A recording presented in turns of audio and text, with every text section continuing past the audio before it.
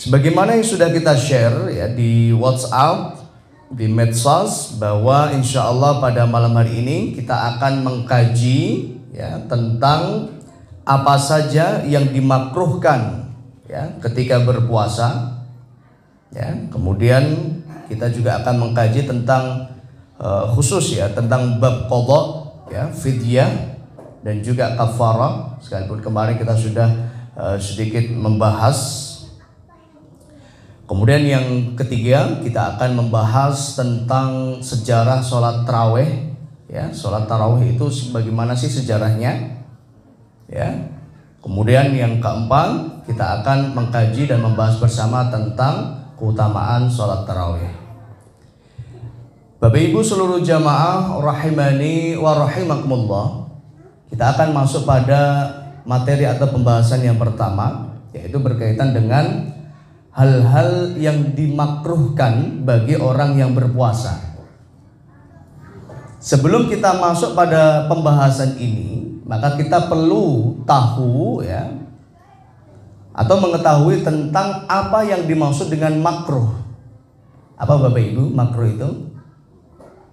Sering orang mengartikan ya, menerjemahkan makruh itu diterjemahkan dengan apa? Dibenci. Sesuatu yang makruh berarti sesuatu yang dibenci. Adapun definisi makruh ya dalam literatur fikih, makruh itu adalah apabila ditinggalkan maka akan mendatangkan pahala. Sesuatu yang ditinggalkan apabila ditinggalkan mendatangkan pahala. Tapi kalau dilakukan tidak mendatangkan dosa, itu makruh. Ya. Sesuatu yang dianjurkan untuk apa? Ditinggalkan. Apabila ditinggalkan mendatangkan pahala, ya. Apabila dilakukan tidak berdosa. Ya, ini arti atau definisi makruh. Ya, Bapak Ibu seluruh jamaah rahimani wa rahimakumullah. Berarti kalau pembahasannya yang barakallah, terima kasih. Pembahasannya yang dimakruhkan bagi orang yang berpuasa berarti apa? Hal-hal yang dianjurkan untuk ditinggalkan bagi orang yang berpuasa. Jadi orang yang berpuasa itu seyogyanya meninggalkan ini. Sekalipun kalau orang berpuasa melakukan ini, maka tidak membatalkan puasanya. Ya, tidak membatalkan puasanya. Ya, Bapak Ibu seluruh jamaah rahimani wa rahimakumullah. Apa saja yang dimakruhkan bagi orang yang berpuasa? Ya, apa saja yang dimakruhkan bagi orang yang berpuasa? Yang pertama, monggo diserat, dicatat. Kalau perlu nanti dibantu untuk share di grup ya. Jadi apa saja yang dimakruhkan bagi orang yang berpuasa? Satu, ya, al-qublah wa muqaddamatul jima' walau fikran au nadhran. Yang artinya adalah al-qublah. Qublah di sini adalah mencium pasangan kita. Ya. Kalau mencium pasangan saja dalam kondisi puasa saja harus dihindari, harus ditinggalkan. Sekalipun ya, hukum asalnya mencium pasangan kita, mencium istri kita, suami kita ini apa? Sebuah ibadah bagi orang yang menikah. Sesuatu yang mendatangkan pahala. Tapi bagi orang yang dalam kondisi berpuasa, dimakruhkan baginya untuk apa? Mencium istrinya. Ya. Kenapa dimakruhkan atau kenapa kok dianjurkan untuk ditinggalkan? Nah, di sini para ulama menjelaskan ya, karena hal ini dapat mendatangkan syahwah. Ya, apabila orang sudah bersyahwat, maka dikhawatirkan nanti akan terjadi al-jima' atau hubungan biologis, dan ini termasuk pembatal puasa.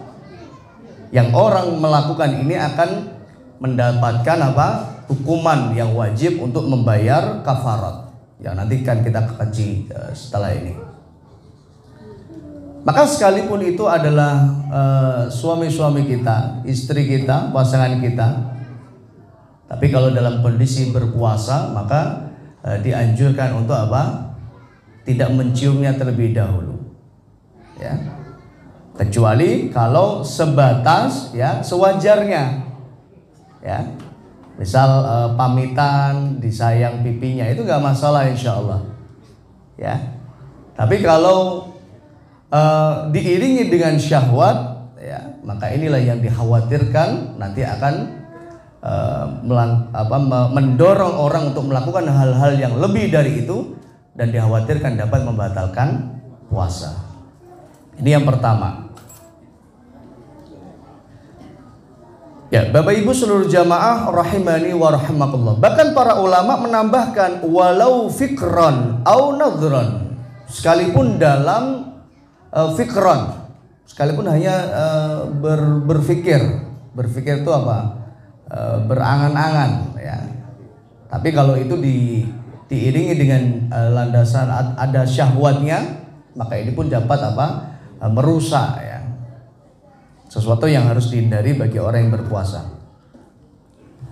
Ini yang pertama. Kemudian yang kedua, Bapak Ibu seluruh jamaah yang dirahmati Allah, hal yang harus dihindari, yang ditinggalkan bagi orang yang berpuasa yang selanjutnya adalah dzauqut ta'am. Dzauqut ta'am yaitu apa? Merasakan makanan. Illa bihajatin au bi'udhrin. Ya, dimakruhkan atau dianjurkan untuk tidak mencicipi makanan kecuali kalau ada udzur, ada kebutuhan. Kayak ibu-ibu masak, ya, mau dicicipi dikit boleh, tapi nggak boleh ditelan, ya, karena kalau ditelan dapat membatalkan puasa. Tapi sebenarnya mencicipi makanan ini kan tidak harus ketika dalam kondisi masak. Masih banyak solusi yang lain. Artinya ibu-ibu ini bisa menghindari untuk tidak mencicipi makanan ketika berpuasa. Tapi mencicipi makanan ini bisa dilakukan nanti ketika sudah azan maghrib. Kan nggak mungkin otomatis azan maghrib langsung makan, kan nggak mungkin, ya. Mesti apa? Makan kurma dulu, ya, minum air, makan buah-buahan, makan es dawet gitu, ya. Makan apa lagi? Cao, cola gitu kan. Gak mungkin langsung kita makan yang besar. Sehingga ketika sudah azan itulah, nah ini solusi buat ibu-ibu. Baru silahkan cicipi makanan, ditelan pun boleh. Jadi ini solusinya bagi ibu-ibu yang masak, mungkin masaknya siang atau sore, nggak usah dicicipin dulu, ya. Kecuali kalau bisa memastikan makanan itu tidak tertelan, maka silakan. Tapi ini hendaknya dihindari dulu, ditinggalkan dulu. Kenapa? Karena tidak ada hajah kebutuhan kita harus mencicipi makanan di saat itu juga. Artinya ketika masak di siang hari, sore hari, gak harus dicicipi saat itu juga. Toh nanti bisa dicicipi kapan? Ketika azan maghrib berkumandang. Ketika mau makan baru dicicipi. Oh, kurang asin, tambah garamnya. Oh, kurang manis, tambah gulanya. Oh, kasinan, gimana? Tambah airnya. Atau kalau ada sebagian ada yang mengatakan kalau kita masak kasinan, kasih kentang saja, karena kentang itu nanti bisa menyerap yang asin, seperti itu. Nah, ini adalah solusi. Jadi ketika dianjurkan sebaiknya seorang wanita, khususnya ibu-ibu, ya, sekalipun yang masak ini nggak hanya ibu-ibu, chef-chef yang terkenal itu rata-rata justru malah apa? Laki-laki, ya. Chef-chef yang keren-keren di hotel ini, itu rata-rata justru malah laki-laki. Makanya namanya master chef, ya, bukan Mrs. Chef, ya kan, master chef. Karena rata-rata chef itu ya laki-laki. cuma ada yang wanita juga. Nah ini, sehingga hal ini dianjurkan sebaiknya untuk ditinggalkan, untuk tidak mencicipi makanan ketika dalam kondisi berpuasa. Ada yang mengatakan, oh nggak apa-apa Ustadz, boleh, yang penting nggak makan, silahkan. Cuma lebih utama ditinggalkan. Kalaupun mau mencicipi, nanti kapan? Kalau sudah maghrib. Nah ini yang kedua, ya, yang dimakruhkan bagi orang yang dalam kondisi sedang berpuasa. Kemudian yang ketiga, ya,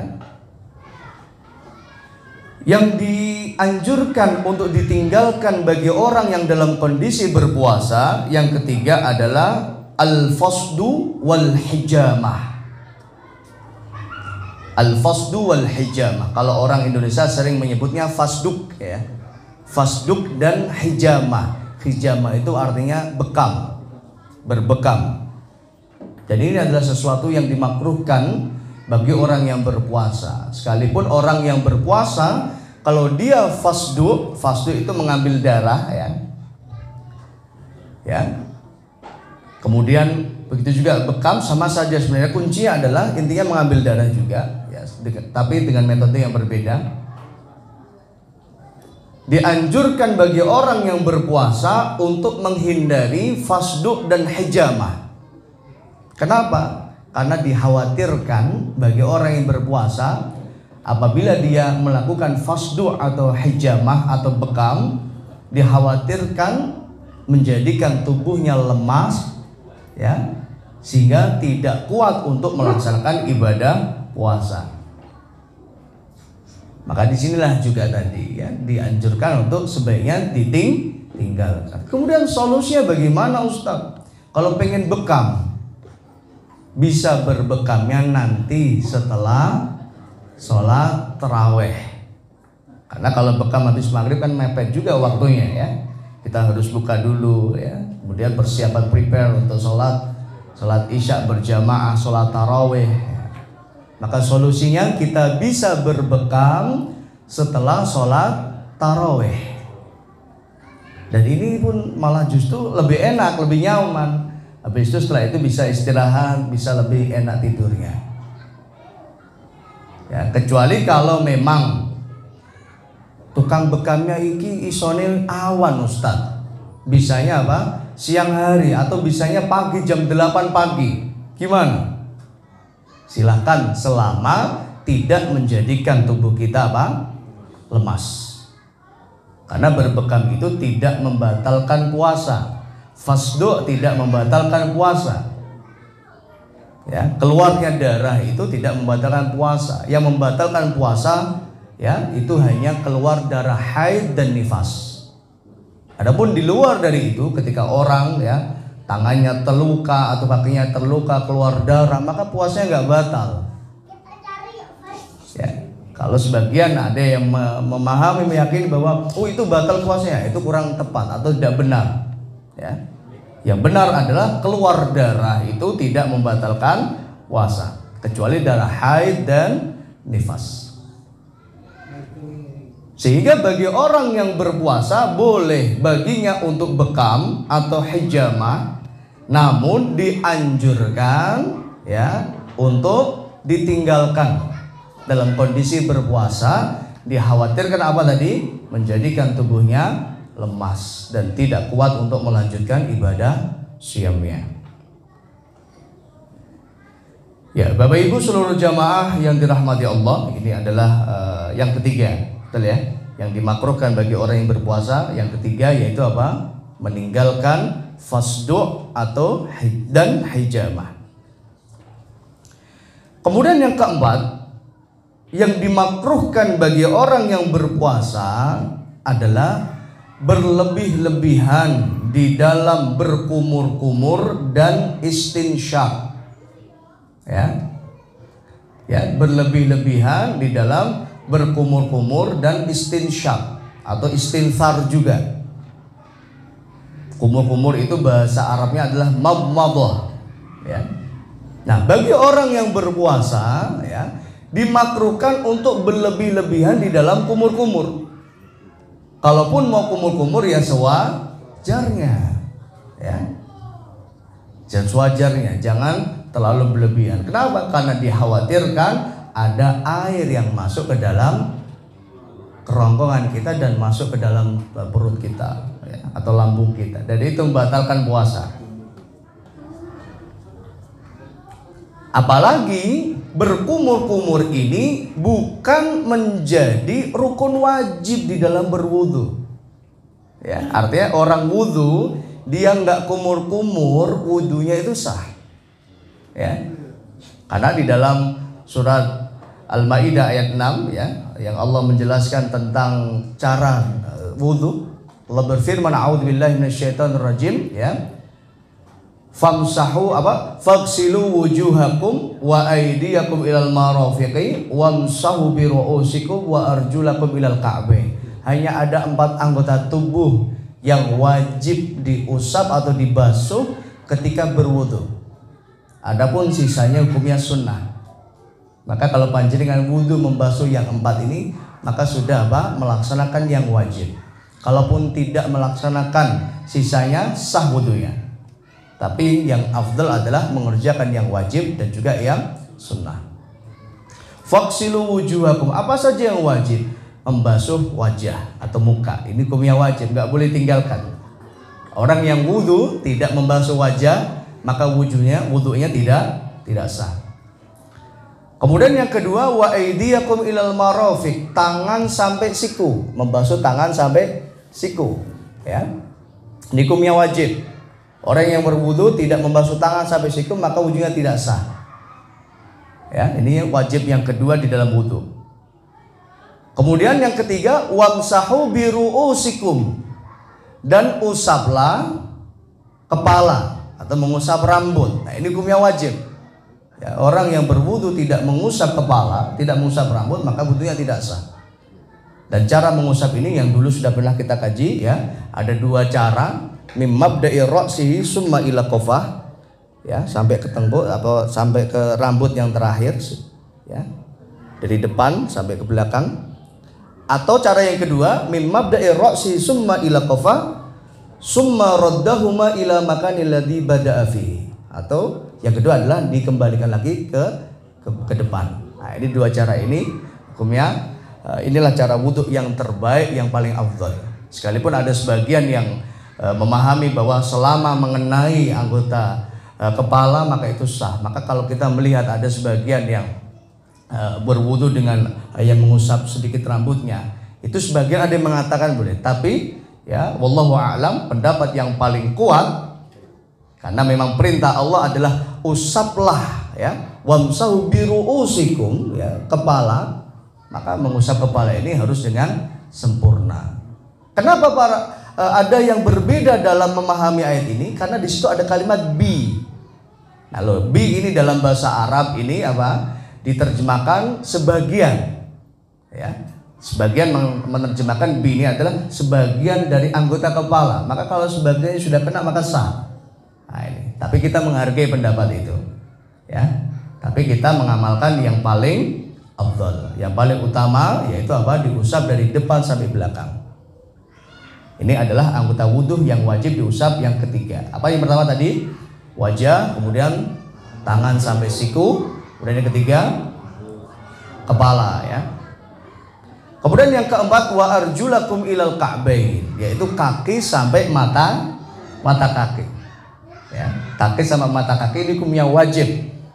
Orang yang berwudu tidak mengusap kakinya sampai mata kaki, misal hanya diusap jari-jarinya toh, nggak nyampe mata kaki, tidak sah wudunya.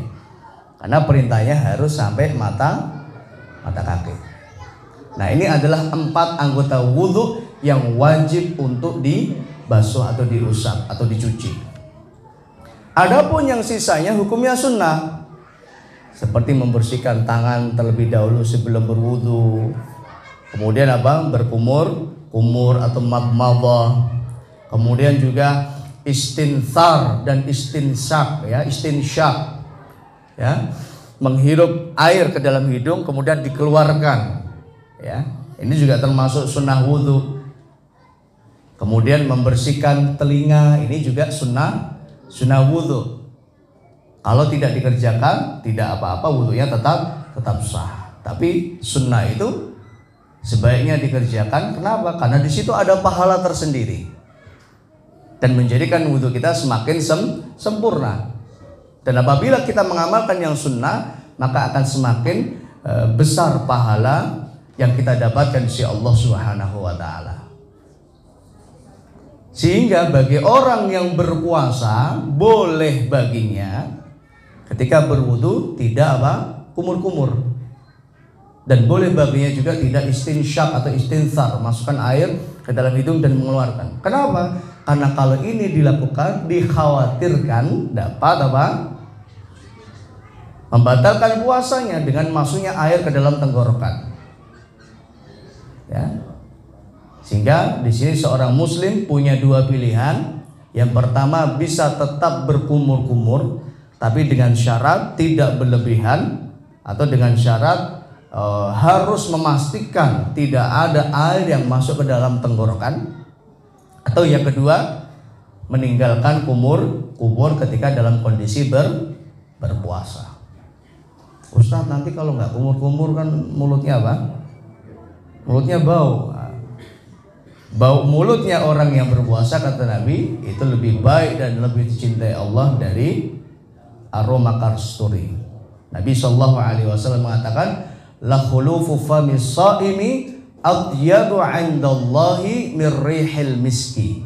Sungguhnya bau mulutnya orang yang berpuasa atyadu 'indallah, lebih baik dan lebih sukai Allah daripada aroma minyak kasturi. Ustaz, nanti kalau bau gimana?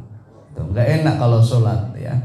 Maka solusinya bisa sholat menggunakan masker. Untuk apa? Menahan bau mulut dari mulut kita. Atau yang kedua tadi, bisa tetap kumur dengan syarat harus berhati-hati ketika kumur. Nah ini wallahu a'lam. Termasuk yang harus dihindari bagi orang yang berpuasa adalah as-siwak, gosok gigi. Ya kan, gosok gigi. Maka tadi yang paling aman, yang paling kita kaji, gosok gigi itu amannya adalah setelah sahur langsung gosok gigi. Ya, kemudian setelah itu seharian tidak usah gosok gigi. Kenapa? Karena kalau kita gosok gigi, ya bukannya tidak boleh, tapi kalau kita gosok gigi dikhawatirkan ada air yang masuk ke dalam tenggorokan kita. Atau apalagi kalau gosok giginya ditambah pasta gigi, ya odol gitu. Nah, itu kan masuk ke dalam tenggorokan, masuk dalam lambung kita, maka itu dapat membatalkan puasa. Maka sebaiknya dihindari atau bisa dikerjakan dengan hati-hati. Tapi meninggalkannya lebih utama, ya. Wallahu a'lam. Nah, ini adalah yang keempat. Betul ya? Yang keempat yang harus dihindari bagi orang yang berpuasa adalah berlebih-lebihan di dalam berkumur-kumur dan beristinsyak atau masukkan air ke dalam hidung. Kemudian yang selanjutnya, yang kelima, yang dimakruhkan bagi orang yang berpuasa adalah al-iktsaru minan naumi bin nahar. Ya. Yang dimakruhkan, yang harus dihindari, sebaiknya ditinggalkan bagi orang yang berpuasa adalah al-iktsaru minan naumi bin nahar, banyak tidur. Ya. Ada sebagian bahkan sampai mengatakan tidurnya orang yang berpuasa itu ibadah. Ya. Maka ini sebenarnya kurang tepat, ya. Kenapa? Kalau tidurnya saja ibadah, apalagi tidak tidur, maka pahalanya lebih besar gitu. Apalagi Ramadan ini waktunya terbatas. Ya kan? Kita tahu Ramadan ini waktunya terbatas. Hanya 30 hari. Kalaupun ada bonus 31 hari. Bahkan bisa saja 29 hari. Maka Ramadan ini terbatas. Maka orang kalau tahu bahwa waktu itu terbatas, maka dia akan maksimalkan waktu yang ada. Sehingga jangan sampai yang 30 hari ini, ya, kita justru malah tidak maksimalkan waktu-waktu kita untuk melakukan ibadah, amal soleh dan kebaikan. Boleh bagi orang yang berpuasa tidur, tapi jangan sampai waktunya habis untuk tidur. Tidur secukupnya, seperlunya. Tidurnya bagi seorang mukmin adalah sebuah persiapan baginya untuk melakukan ibadah yang lebih banyak dari itu. Ya, seperti itu. Wallahu a'lam. Maka sebaiknya ya dihindari atau ditinggalkan bagi orang yang berpuasa banyak tidur. Ya. Tapi justru yang dianjurkan adalah banyak beraktivitas, banyak beribadah, banyak melakukan kebaikan-kebaikan secara khusus yang sifatnya adalah kebaikan urusan-urusan ibadah. Ya, sekalipun boleh bagi orang yang berpuasa bekerja. Boleh nggak Bapak Ibu? Boleh. Ya. Boleh bagi orang yang berpuasa bekerja. Kemudian Bapak Ibu seluruh jamaah yang dirahmati Allah, ya. Ini yang keberapa ini? Yang keenam.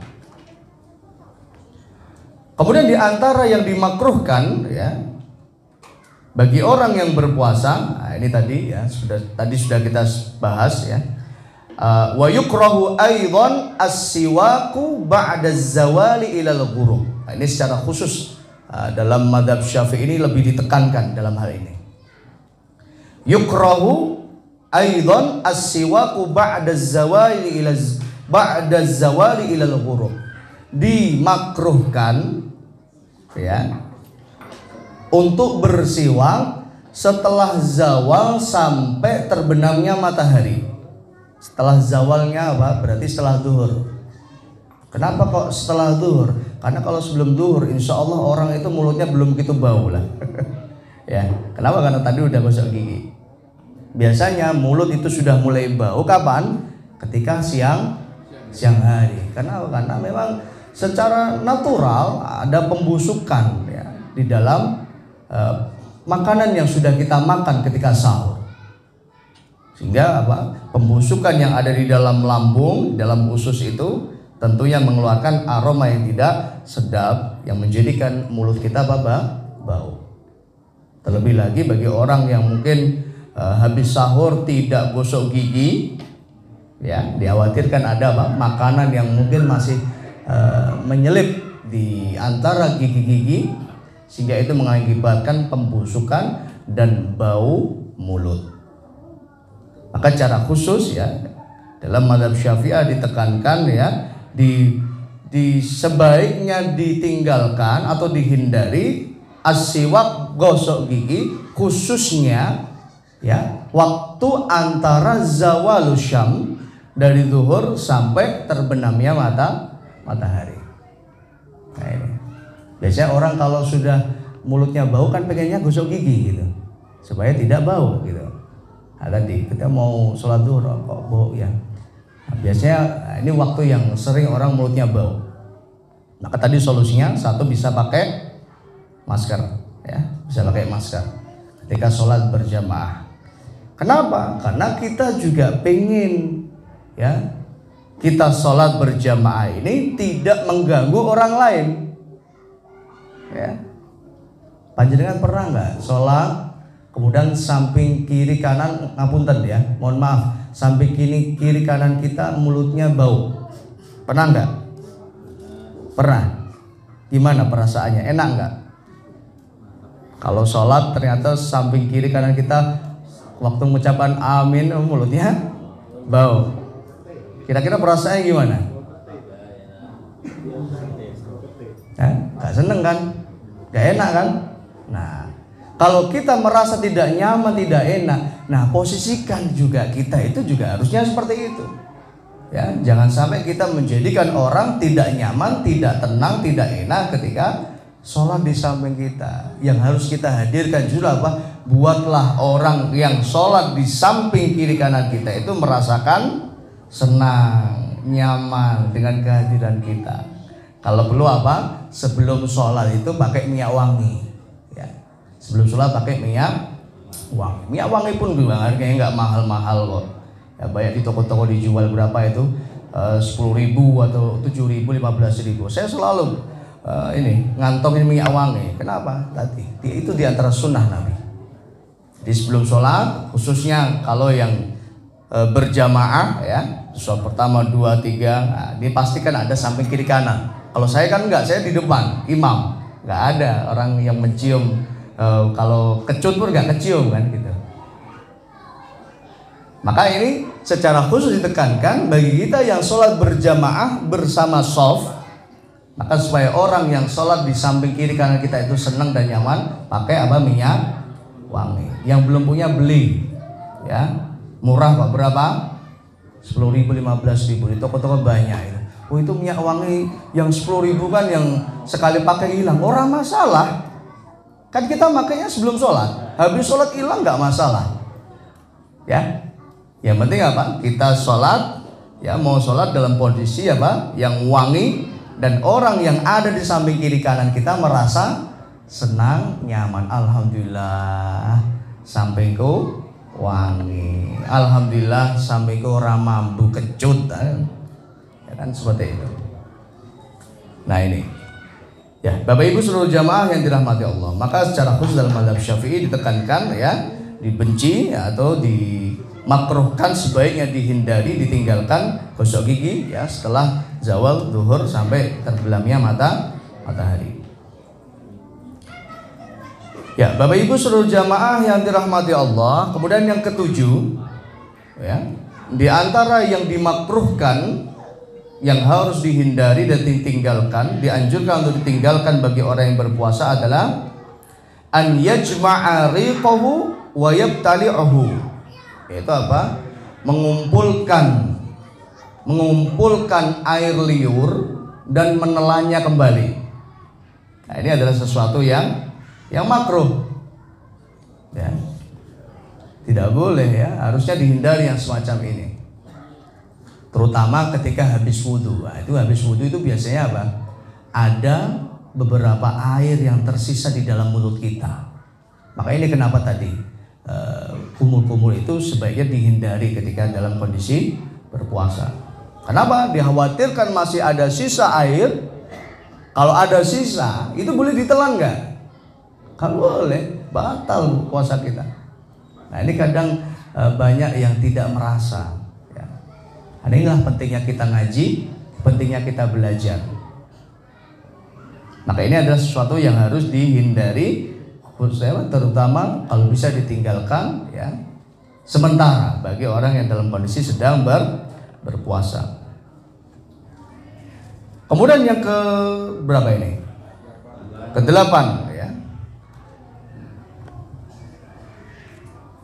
Di antara yang ke-8 yang harus ditinggalkan ya, dianjurkan untuk ditinggalkan bagi orang yang berpuasa ya, yang harus ditinggalkan adalah tidak boleh membiarkan ada sisa makanan di mulut kita. Ada sebagian yang mungkin ini nggak apa-apa, selama nggak ditelan nggak apa-apa lah gitu.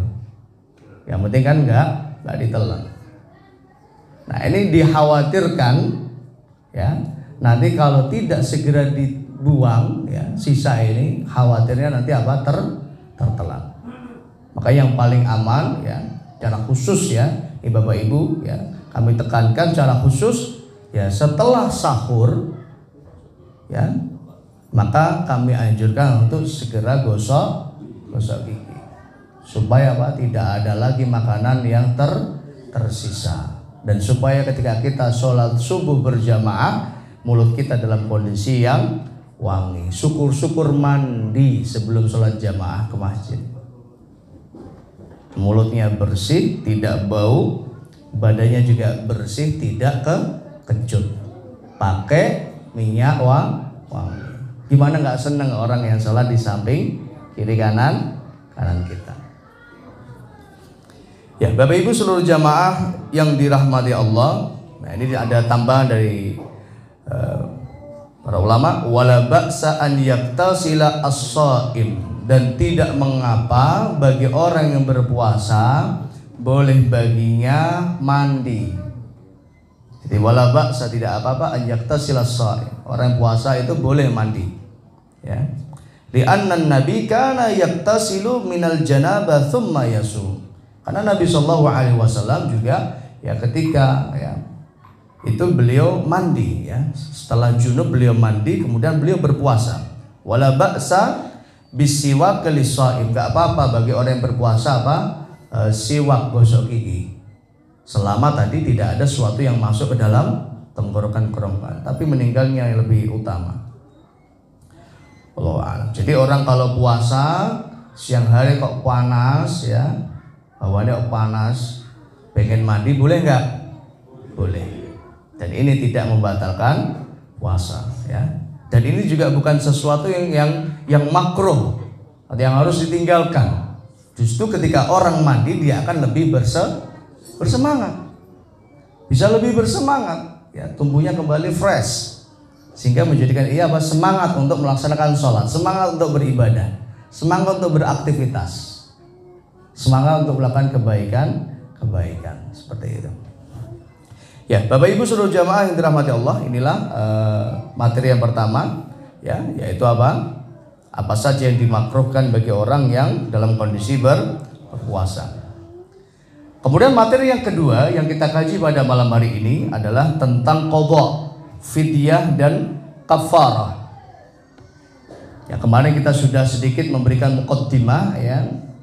Qadha bagi orang yang qadha itu berlaku bagi orang yang tidak melaksanakan ibadah syam ya,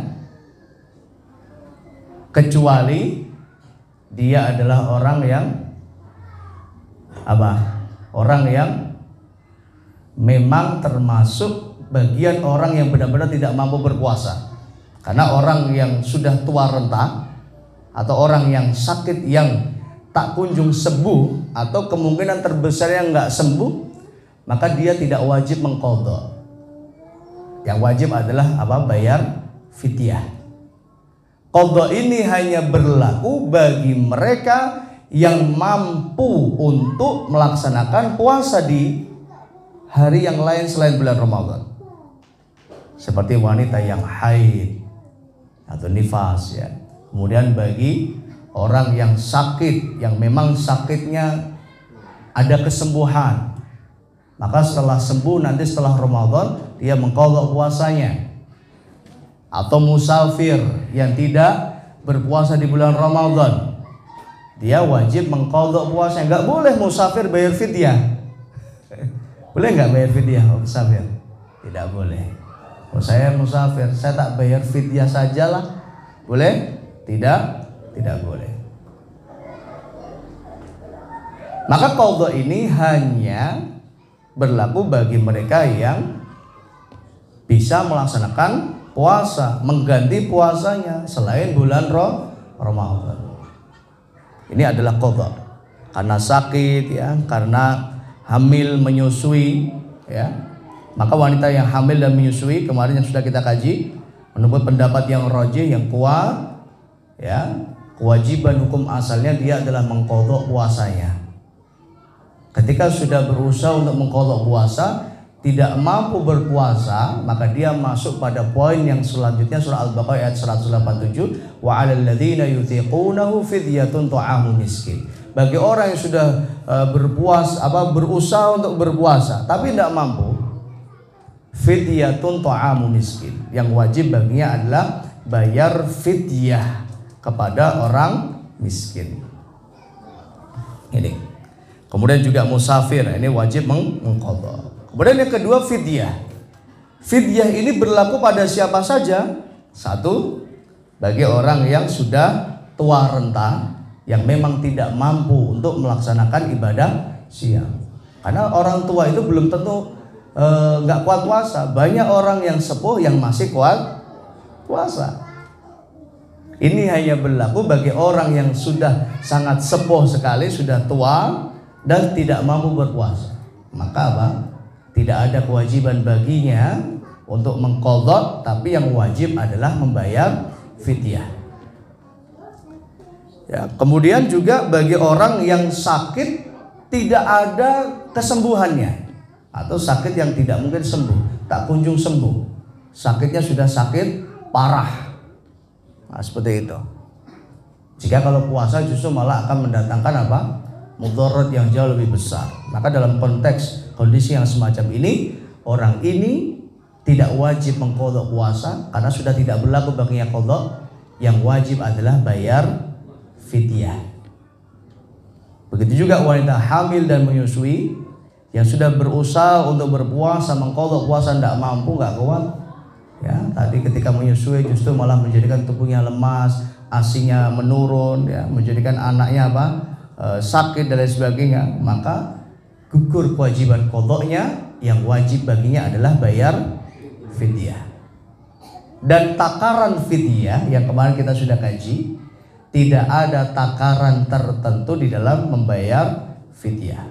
Karena ini kembali kepada urf, kebiasaan masing-masing di suatu tempat. Ya. Karena poin dari bayar fidyah itu adalah memberikan makan kepada satu orang miskin.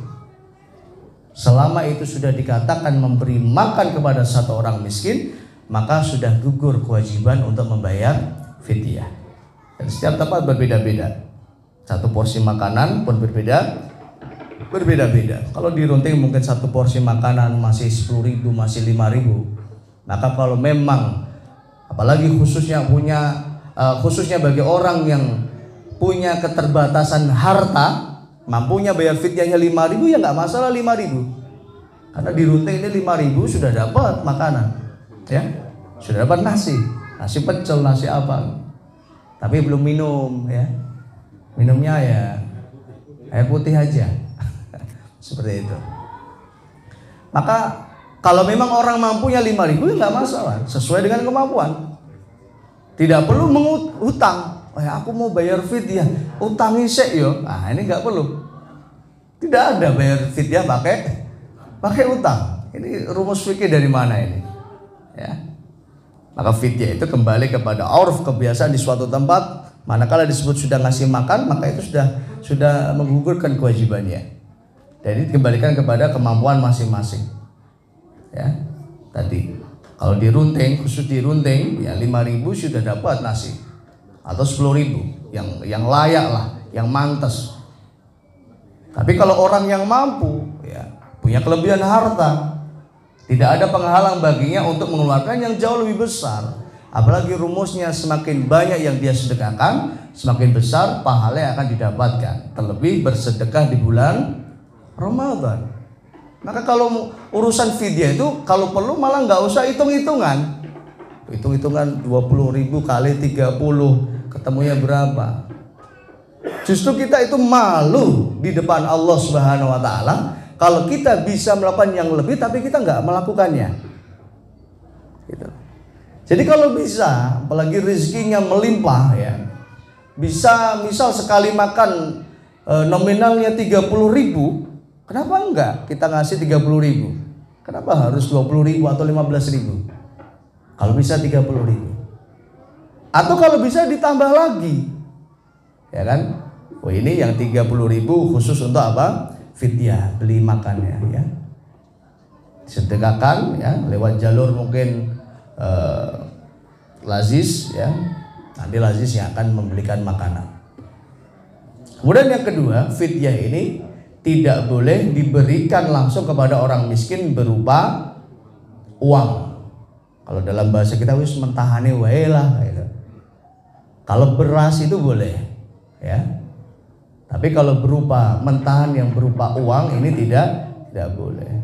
Dalam literatur fikih manapun tidak pernah ditemukan, ya, para ulama yang membolehkan memberikan fidyah berupa uang langsung kepada orang miskin.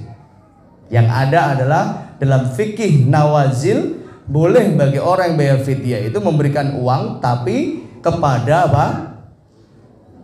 Lazis tadi, pengelola, yang nantinya itulah baru dibelanjakan, ya, dibelikan makanan, baru disedekahkan kepada orang miskin. Oh, saya kok nggak sempat ya beli makanan orang miskin, udah serahkan saja ke lazismu misal, ya, atau serahkan ke Al-Islah, Takmir Masjid Al-Islah. Kami juga biasa menerima apa? Fidyah. Jamaah yang mau bayar fidyah bisa diberikan ke Takmir Masjid Al-Islah. Nanti kami berikan kepada jamaah-jamaah kita yang kurang mampu. Nah, kita berikan apa, nasi padang atau apa. Nah, itu kita berikan ketika mau puasa. Itu malah justru pahalanya lebih besar lagi. Memberi makan orang yang berpuasa.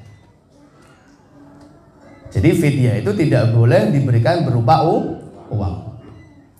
Kemudian yang selanjutnya ya, fidyah itu bisa ditunaikan di awal Ramadan atau bisa ditunaikan di akhir Ramadan ya.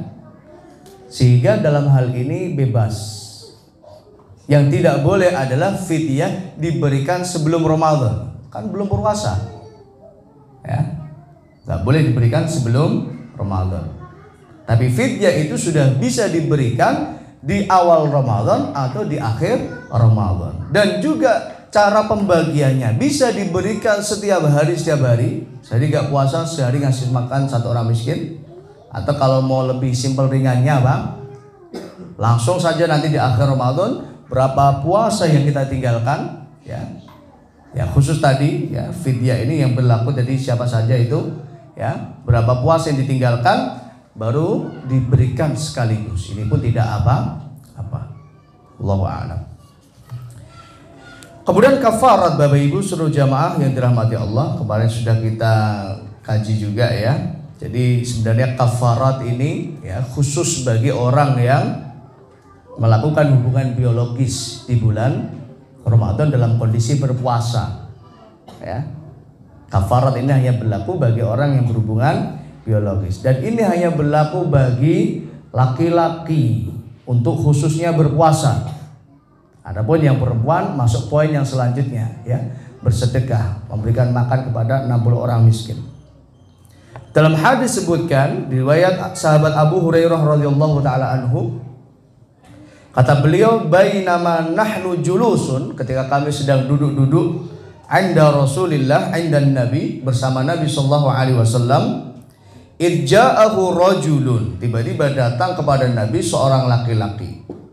Faqala ya Rasulullah halaktu, dia berkata kepada Nabi, ya Rasulullah halaktu, celakalah aku ya Rasulullah.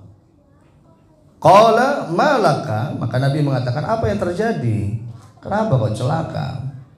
Maka sahabat ini mengatakan, qala waqa'tu ala imraati, aku apa? Terhanyut dengan istriku. Artinya aku berhubungan biologis. Wa ana sha'im, sementara aku dalam kondisi berpuasa. Faqala Nabi, maka Nabi mengatakan, hal tajidu raqabatan ta'tiquha, apakah kau mendapati budak yang bisa kau merdekakan? Maka ini apa? Kafarat yang pertama. Bagi orang yang berhubungan biologis, kafaratnya satu, memerdekakan budak. Dan karena zaman sekarang sudah tidak ada perbudakan, maka ini sudah tidak berlaku. Langsung masuk opsi yang selanjutnya. Ya, qala la, aku enggak punya ya budak yang bisa aku merdekakan. Faqal fahal tastati'u an tasuma syahraini mutatabi'ain. Maka yang kedua kafaratnya apa? Apakah kamu mampu untuk berpuasa 2 bulan secara berturut-turut? Ya, dan ini nggak mungkin dilakukan oleh wanita atau akhwat atau istri. Kenapa? Karena setiap bulannya seorang wanita mengalami siklus haid. Nggak mungkin puasa 2 bulan secara berturut-turut. Ini hanya bisa dilakukan laki-laki. Maka ini nggak dilakukan bagi wanita. Wanita masuk poin yang ketiga nanti. Maka sahabat ini menjawab ya, lah aku tidak bisa juga. Kemudian Nabi mengatakan, fahal tajidu it'amu sittina miskina, apakah kamu bisa memberikan makan 60 orang miskin? Nah, inilah opsi yang dilakukan kafaratnya bagi wanita ya. Wanita berhubungan biologis, maka dia kewajibannya adalah memberikan makan 60 orang miskin. Qala la, maka sahabat ini mengatakan, aku juga nggak bisa ngasih makan 60 orang miskin ya. Qala famakathan Nabi sallallahu alaihi wasallam, maka Nabi terdiam. Fabainama nahnu ala dzalika, maka kemudian setelah beberapa saat setelah itu, kata Abu Hurairah, fa'utiyan Nabi bi'araqin fiha tamar, tiba-tiba ada orang datang kepada Nabi memberikan apa? Tamar, bi'araqin minat tamar, satu keranjang kurma. Ya, Ya, tiba-tiba ada orang datang kepada Nabi untuk apa? Bersedekah, memberikan kurma kepada Nabi 1 keranjang. Kemudian qala aina sa'il, maka Nabi sallallahu alaihi wasallam bersabda, aina sa'il, mana tadi yang nanya? Ya, maka mana tadi yang nanya? Karena dia nggak mampu apa? Memerdekakan budak, nggak kuat puasa, nggak bisa ngasih makan 60 orang miskin. Udah dicari sama Nabi. Mana tadi yang nanya tadi? Aina sa'il? Faqala ana, maka orang itu mengatakan, saya Rasulullah. Faqala, maka Nabi mengatakan, khudha fatasaddaq bihi. Ambil ini 1 keranjang kurma, fatasaddaq bihi, gunakan ini untuk bersedekah. Kemudian sahabat ini mengatakan, faqala ar-rajul a'ala afqaru minni ya Rasulullah. Apakah 1 keranjang kurma ini harus aku berikan kepada orang yang lebih fakir dariku ya Rasulullah? Ternyata ya jebul-jebule ya orang ini apa? Orang yang paling miskin di Madinah. Wes miskin ora tahu diri. Ya, sudah miskin tidak tahu diri. Itu. A'ala rajulin afqaru minni ya Rasulullah. Apakah aku harus memberikan kepada orang yang lebih fakir dariku ya Rasulullah? Ya, apakah harus aku berikan kepada orang yang lebih fakir dariku ya Rasulullah? Maka orang ini mengatakan, fa wallahi ma baina labbataiha, ya, ahlu baitin afqaru min ahli baiti. Demi Allah, ya, tidak ada penduduk ya kota Madinah ini, ya, tidak ada penghuni rumah yang rumahnya lebih fakir daripada rumahku ya Rasulullah. Allahu Akbar, ya. Fadhahikan Nabi, maka mendengar peristiwa ini Nabi ketawa. Iki wong ora diisin nih, ora tahu diri ini, ya. Ora sembodo lah, wis ora duit melanggar gitu kan. Tapi ini memang benar-benar karena tidak tahu sahabat ini, belum tahu tentang hukumnya. Makanya ada hukum ini karena memang ada peristiwa ini. Ini yang namanya apa? Asbabul wurud. Kalau berkaitan dengan Al-Quran namanya asbabun nuzul, ya. Tapi kalau hadis itu namanya asbabul wurud.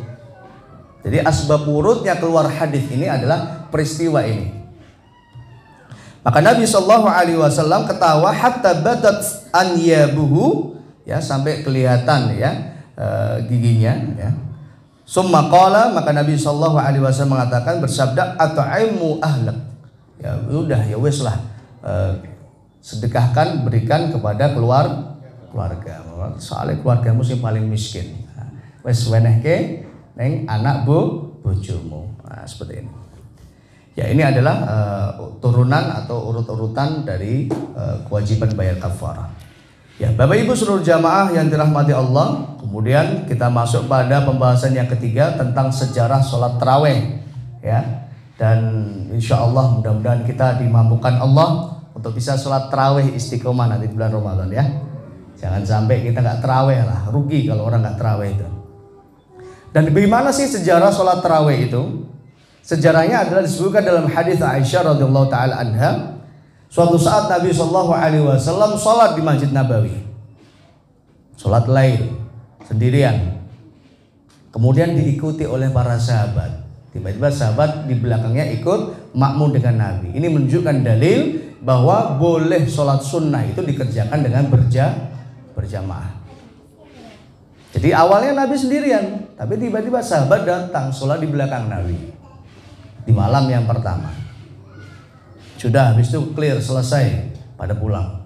Kemudian besoknya lagi di malam yang kedua, Nabi sholat juga di Masjid Nabawi sendirian. Kemudian ketahuan sama sahabat lagi, terdengar bahwa Nabi sholat di Masjid Nabawi. Sahabat pada datang lagi dengan jumlah yang lebih banyak dari jumlah di malam yang pertama.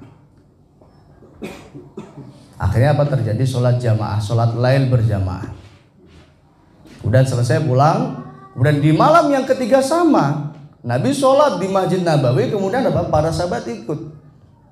Dan jumlahnya lebih banyak dari malam pertama dan malam kedua. Setelah sholat pulang. Kemudian di malam yang ketiga, keempat, ya, para sahabat sudah pada datang ke masjid. semakin banyak jumlahnya. Nah, mungkin awalnya hanya 10, hari kedua mungkin 50, hari ketiga wis 100, hari keempat mungkin 200 sahabat sudah nunggu Nabi di masjid. Tapi ternyata Nabi nggak datang-datang. Iki dinten-tente ya ora teko-teko, ya. Ternyata apa? Nabi memang sengaja tidak datang. Di malam yang keempat itu Nabi tidak datang. Maka dalam hadis Aisyah disebutkan, beliau mengatakan, fa innahu lam yakhfa alayya makanukum. Sungguhnya aku tahu apa yang kalian lakukan semalam tuh, aku tahu. Kalian ngumpul-ngumpul di masjid kau, kalian sudah apa? Siap-siap mau sholat jamaah di belakangku gitu kan. Lakinni khasyitu an tufrada alaikum. Kata Nabi apa? Aku khawatir sholat ini apa? Menjadi wajib atas kalian. Fata'jizu anha. Maka aku khawatir kalian nggak bisa mengerjakan. Nah, ini adalah singkat sejarah dari sholat tarawih. Sehingga sholat tarawih atau sholat malam berjamaah itu hukumnya sunnah, bukan wajib. Kenapa Nabi sengaja tidak hadir di malam yang keempat? Karena Nabi khawatir sholat ini akan menjadi hukumnya wajib. Dan ini menunjukkan bahwa orang yang nggak tarawih nggak berdosa. Tapi kalau husnudzon saya, orang yang nggak tarawih itu orang yang mungkin randuit dosa. Kenapa? Karena harusnya kalau orang punya dosa, ya, punya banyak dosa, mesti dia tarawih. Kenapa? Karena pahala tarawih itu besar. Apa saja keutamaan tarawih? Satu, Nabi SAW mengatakan, man qama ramadhana imanan wahtisaban, ghufira lahu ma taqaddama min dambi. Barang siapa yang melakukan qiyam di bulan Ramadan. Tarawih ini termasuk qiyam. Salat di bulan Ramadan, salat qiyam. Imanan wahtisaban, karena iman dan mengharap pahala dari Allah. Hadis ini nanti akan sering disampaikan oleh ustaz-ustaz ya. Sebelum ustaz yang lain menyampaikan, saya tak menyampaikan dulu. Man qama ramadhana imanan wahtisaban ghufira lahu ma taqaddama min dambi.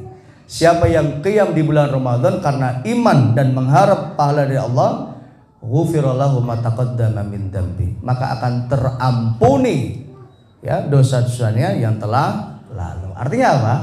Artinya orang yang merasa banyak dosa, banyak salah, harusnya semakin termotivasi, semakin semangat. Aku pengen dosa-dosa saya diampuni Allah, pengen dikuburkan Allah. Dengan cara apa? Dengan selalu hadir sholat tarawih. Maka rugi kalau orang tidak tarawih seperti itu. Yang kemarin sudah kita kaji, ya. Harusnya di bulan Ramadan itu kita lebih banyak fokus untuk urusan akhirat. Tidak lagi fokus untuk urusan dunia. Karena rugi. Boleh ya, boleh bekerja, tapi sewajarnya.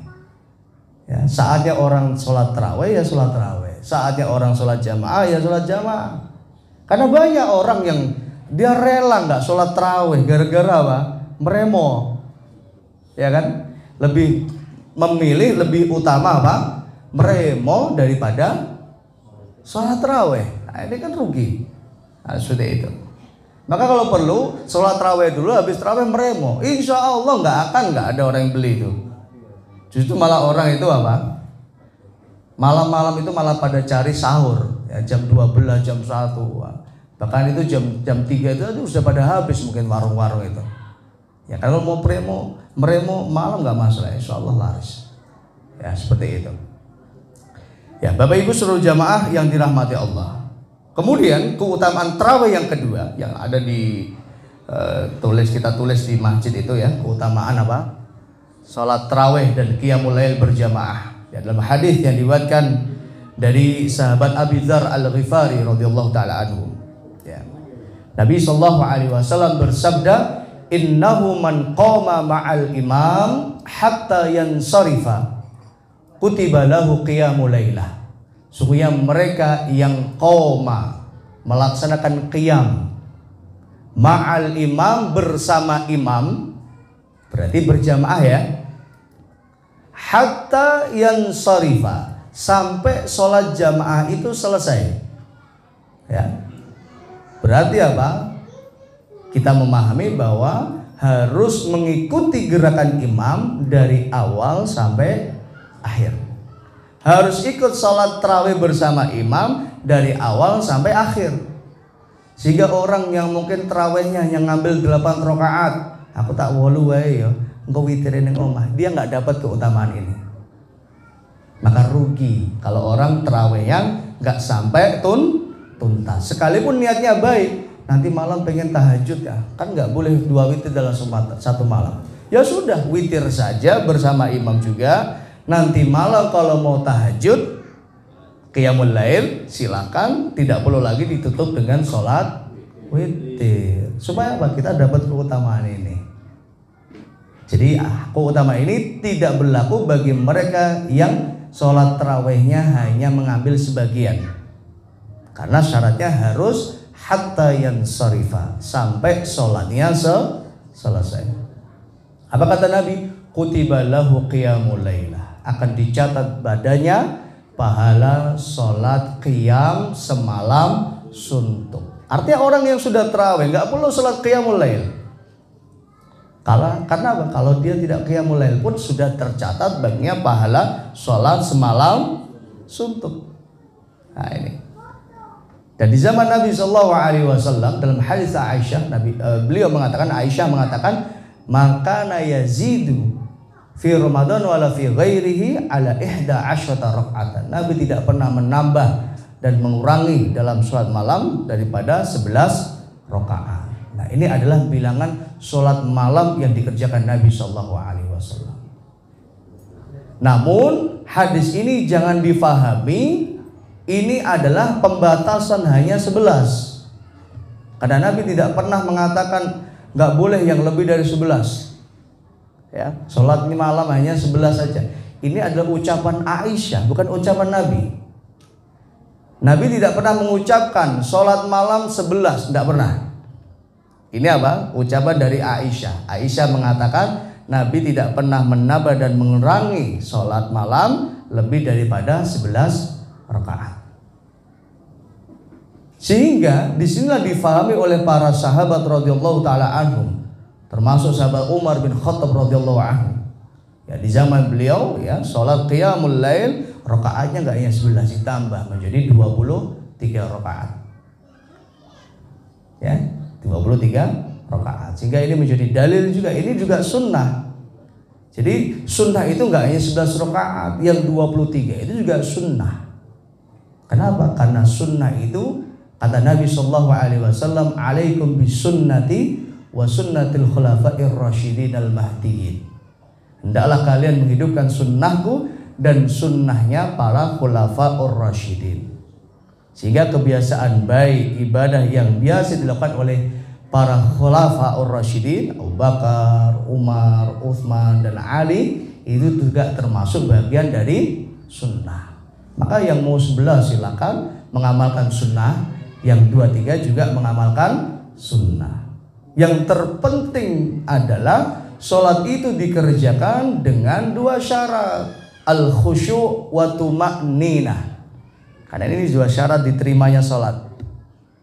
Ya, orang kalau sholatnya tidak tuma'ninah maka dia nggak akan bisa khusyuk.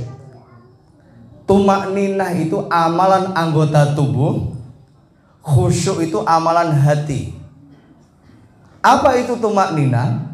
At-tuma'ninatu at-ta'anni wa adamul ajalah.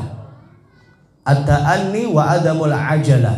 Tuma'ninah itu adalah pelan-pelan dan tidak cepat-cepat. Penting ya. Ketika orang sholat, dia harus sholat dengan pelan-pelan dan tidak cepat-cepat. Takbir ya takbir secara sempurna. Ruku secara sempurna. Jangan bangkit dari ruku sampai kita ruku secara sempurna dan doa membaca zikir secara sempurna. Pelan-pelan, jangan cepat-cepat. Kita sedang berkompetisi, nggak sedang lomba. Kita ini ibadah. Ya, apa? Quick-con. Kok quick-con malah? Ya, kita nggak cepat-cepat, pelan-pelan saja. Ya. Ruku sampai ruku sempurna. Kalau udah ruku sempurna, bacaan sempurna, baru i'tidal. Begitu juga sujud. Sujudlah sampai sujud yang sempurna. ya. Dan sempurna juga gerakannya, sempurna bacaannya. Ingat, sempurna ini ada dua dalam pergerakan sholat. Bacaan, gerakan dan sholat. Kalau bacaannya sempurna tapi gerakannya nggak sempurna, maka nggak sempurna. Ya. Kalau gerakannya sempurna, bacaannya nggak sempurna, maka nggak sempurna.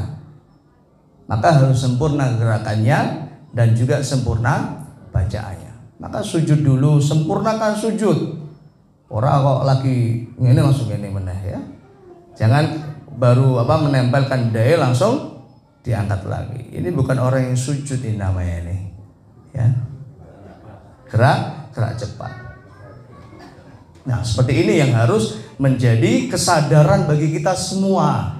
Jadi bukan persoalan banyak-banyakan rakaat ya.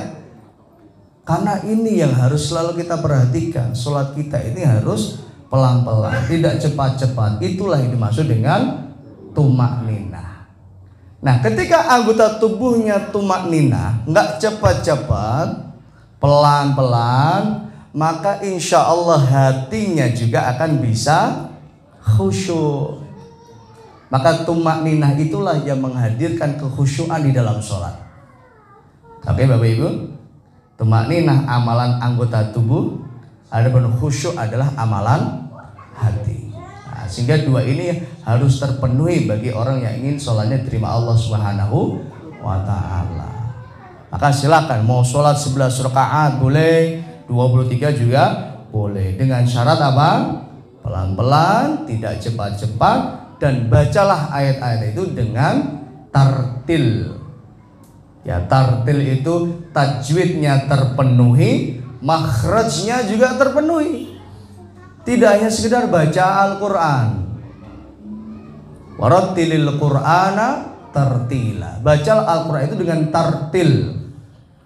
Karena Quran itu punya hak atas diri kita apa? Untuk kita baca secara tartil.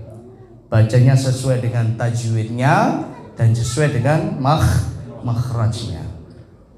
Maka kalau orang sholatnya tartil, insya Allah juga sholatnya akan tenang, gak cepet-cepet. Maka 11 boleh, 23 juga boleh. Cuma kadang saya heran gitu, kok yang 23 ini lebih cepat daripada yang 11? Ya kan? Harusnya kan lebih cepat yang 11 daripada yang 23. 23 kan rakaatnya lebih banyak. Kenapa kok lebih cepat? Bahkan saya itu pengen lebih cepat dari 23. Sampai saya pernah sholat tarawih itu sholatnya pendek. Sengaja. Lu kok yo ora iso cepat, lu cepat dari yang 23. Nah, ini menjadi problem. Ya.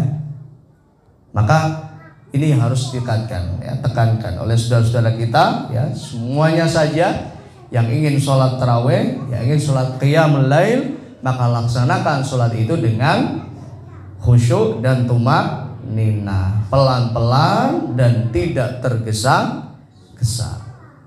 Kita sholat bukan persoalan banyak-banyakan rakaat, tapi sholat ini adalah menghadap Allah Subhanahu wa ta'ala. Sehingga tidak ada larangan untuk orang yang sholat lebih dari 9. Kalau mampu 40 rakaat silahkan, ya, karena Nabi tidak pernah membatasi jumlah rakaat dalam sholat malam, ya, dalam sholat sunnah. Wallahu a'lam. Ya Bapak Ibu seluruh jamaah yang dirahmati Allah, saya kira ini kajian kita pada malam hari ini. Insya Allah, alhamdulillah sudah jam 9 lebih, ya. Insya Allah kita lanjutkan di karena pekan depan saya izin Bapak Ibu, saya insya Allah besok tanggal 20 akan berangkat membimbing umrah, ya. Sehingga kemungkinan tanggal 1 Maret itu baru pulang, ya. Kemudian kita akan bertemu lagi, berarti hari apa itu? 23 itu berarti Sabtu, ya. Sabtu tanggal 2, 3 hari Ahad, Senin tanggal 5, Selasa tanggal berapa berarti? Hari Kamisnya tanggal berapa? Kamis pertama bulan Maret tanggal 7. Insya Allah kita akan ketemu di tanggal 7. Ya, saya kira ini Bapak Ibu kajian kita pada malam hari ini, ya. Silakan ibu-ibu dapur bisa mengeluarkan hidangan makannya sambil menikmati hidangan. Silakan kalau ada yang ingin bertanya bisa disampaikan. Wallahu a'lam. Barakallahu fikum. Ada yang ingin bertanya?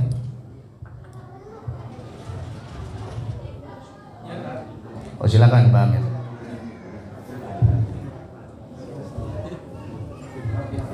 Assalamualaikum warahmatullahi wabarakatuh. Waalaikumsalam. Saya itu punya teman.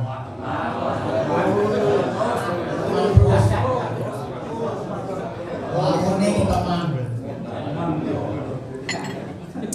Dari keluarga muslim juga. Sholatnya rajin. Tapi tiba bulan Ramadan ini yang istrinya tidak suaminya. Saya mulai kenal sama istrinya. Dan istrinya itu tidak mau menjalankan ibadah sholat ibadah puasa. Mereka rela membayar fidyah selama 1 bulan. Ya, mereka tidak keluarga yang mampu. Maka itu dia tidak mau, disuruh suaminya tidak mau menjalankan Puasa. rela membayar fidyah selama 1 bulan penuh. Nah, Bagaimana undangan? Ya. Sabun, barakallahu fiik. Jadi ada teman, ya. Teman ternyata sepasang suami istri. Ternyata istrinya nggak mau puasa, ya, nggak mau puasa di bulan Ramadan. Boleh nggak dia membayar fidyah saja? Tidak boleh, karena puasa itu hukumnya wajib. Ya ayyuhalladzina amanu kutiba alaikumus syiyam. Wahai orang yang beriman, diwajibkan atas kalian berpuasa. Ya, silakan sambil digeser menunya. Malam ini menunya nasi gandul. Nah, ini syukuran, ya. Syukuran atas telah terselenggaranya Pilpres 2024, ya. Kita bersyukur pada Allah sudah pilihkan pada kita pemimpin sekalipun belum resmi, ya. Masih quick count, ya. Mudah-mudahan nanti real count-nya juga Allah akan tetap berikan yang terbaik pastinya untuk kita semua. Amin. Sambil menikmati syukuran, ya, gandul, saya jawab. Ya ayyuhalladzina amanu kutiba alaikumussyiyam. Hai orang yang beriman, kutiba. Kutiba ini artinya apa? Aujaba. Diwajibkan kepada kalian puasa. Secara otomatis siapa saja yang mengaku beriman wajib baginya untuk berpuasa. Laki-laki, perempuan, ya, wajib. Selama sudah balik dewasa wajib baginya puasa. Sehingga nggak boleh orang yang nggak puasa dia berdosa, ya. Kecuali kalau memang nggak mampu puasa baru bayar fidyah, ya, baru mengqadha, ya. Kalau nggak mau mengqadha baru fidyah, itu urutannya, ya. Maka wajib baginya untuk berpuasa. Kalau ada kewajiban kemampuan maka wajib puasa. Kalau nggak mampu nggak harus puasa di bulan Ramadan. Sudah dicoba ternyata apa? Nggak kuat, sakit tadi dan lain sebagainya. Dia wajib tetap mengqadha di bulan Syawal atau bulan yang lain setelah Ramadan. Jadi tidak boleh baginya untuk ambil opsi langsung apa? Bayar fidyah. Kalau dia sengaja meninggalkan kewajiban puasa Ramadannya, maka dia berdosa, dosanya dosa besar. Sebagaimana dosa meninggalkan sholat, dosa meninggalkan zakat, karena itu satu paket dalam rukun Islam, ya. Syahadat, sholat, puasa, zakat, haji. Siapa yang sengaja meninggalkan maka dia apa? Berdosa besar. Seperti itu. Wallahu a'lam. Ada lagi? Silakan. Waalaikumsalam warahmatullahi wabarakatuh.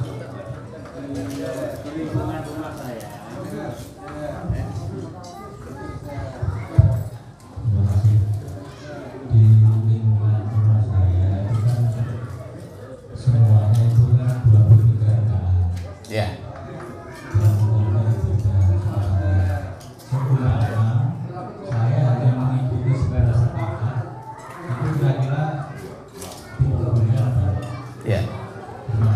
Barakallahu fiik. Ustaz, di lingkungan saya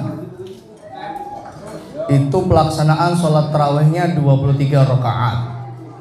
Boleh nggak Ustaz? Saya yang ambil yang sebelah saja boleh. Cuma nggak dapat pahala sholat semalam suntuk. Karena syarat dapat pahala sholat semalam suntuk harus sholat berjamaah bersama imam sampai sholatnya selesai. Kalau kita menyelesaikan diri kita sebelum imam yang selesai, maka belum dikatakan selesai sholatnya. Maka kalau pengen ya mendapatkan yang sempurna, maka carilah masjid yang kita cocok. Karena kita pengen ambil yang sebelah saja, ya carilah masjid yang 11 rakaat. Atau kalau ada masjid yang sholatnya 23 rakaat, bacaannya tartil, sholatnya khusyuk, pelan-pelan, nggak cepat-cepat, tumakninah, maka itu nggak masalah. Lebih afdal, ya. Seperti itu. Cuma ini jarang, ya. Wallahu a'lam. Jadi lebih utama kalau memang pengen dapat yang sholat semalam suntuk, ya carilah yang 11 rakaat. Ya, karena kalau ambil yang 11 saja padahal imamnya 23, maka ini juga kurang tepat, ya. Karena tidak mendapatkan pahala sholat semalam suntuk. Wallahu a'lam. Saya kira ini Bapak Ibu kajian kita pada malam hari ini. Mari kita tutup dengan hamdalah, alhamdulillahirabbil alamin. Allahumma anfa'na bima 'allamtana wa 'allimna ma yanfa'una wa zidna ilman. Allahumma inna nas'aluka ilman nafi'an wa rizqan thayyiban wa 'amalan mutaqabbalan. Rabbi ighfir lana wa li walidayna warhamhuma kama rabbayana shighara.